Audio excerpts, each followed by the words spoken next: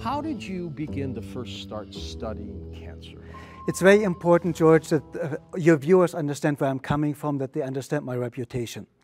When I was 12 years old, my mom was diagnosed with hepatitis C, liver cirrhosis, and liver cancer in a terminal state, with 6 months to live. All 7 siblings of my mom had cancer. My grandmother, my grandfather died of cancer on both sides. My father died of cancer, and my stepfather died of cancer. My God. I have more knowledge about cancer and the impact of cancer on the loved ones, on the cancer patients, than any other living human being on earth. Let me start with a good note first. My mom, 42 years later, is still alive today and 100% healthy. Thank you, George. And this is something that got me into all of this. I don't want to turn this into a religious issue, but I made a deal with God when I was 12 years old. And I said, God, if you help me to cure my mom, I spent the rest of my life helping other mothers or parents and their children not have to go through what my mom and I had to go through. Nothing wrong with making a deal with God. Okay. Nothing wrong at all. Okay. What is cancer, Leonard? Because I'm convinced we all have cancer cells in our system right now. It's just our immune system is strong enough to either to beat it or not. But what is cancer? Absolutely, George. We are all born with cancer.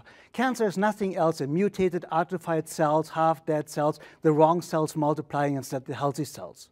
And this happens actually from the very first moment. When we are born, we are all born with cancer. Nobody is born without cancer. We all have these mutated cells. We all have these atrophied cells, these half-dead cells that just needs to get renewed.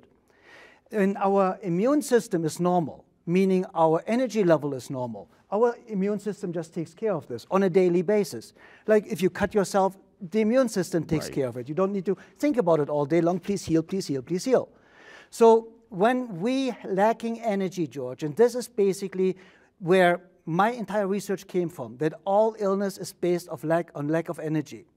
And the main cause for lack of energy is mental and emotional stress.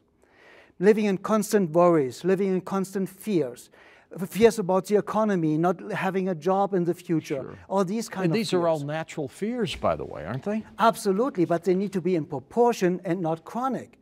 See, lack of self-love can cause a lot of stress. Lack of self-acceptance, making a compromise. The main cause of cancer, ladies and gentlemen, in my opinion, is a compromise against yourself. You hang into a relationship that you know is going to kill you, just because of the children or whatever it might be. What the neighbors will say, what the relatives will say. This is kind of like where the main problem is coming from.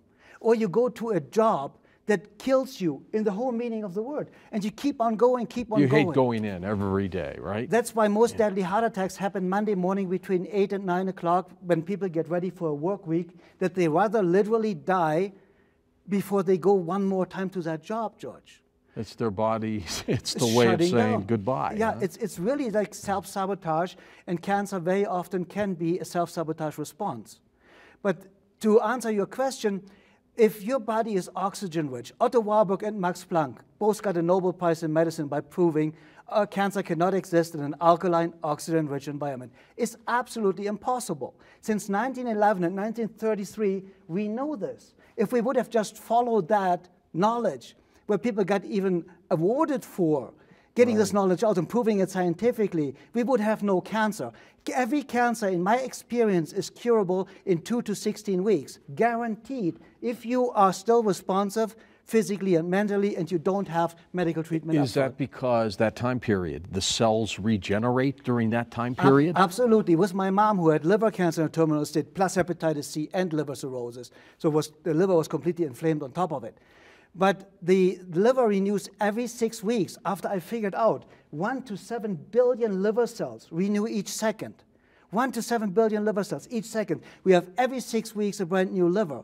After I found this out, I asked myself, why in the world does my mom need to keep her rotting down, dying liver? She doesn't need to. And this is basically a 6 weeks period. Lungs, kidneys, lungs need a little bit longer, but kidneys 8 weeks, lungs up to 8 months. But our skin, the soft tissue in our skin, renews every 72 hours. Our skin renews every 4 weeks. So the basic body model that you have today is not the same that you're going to have the one from tomorrow.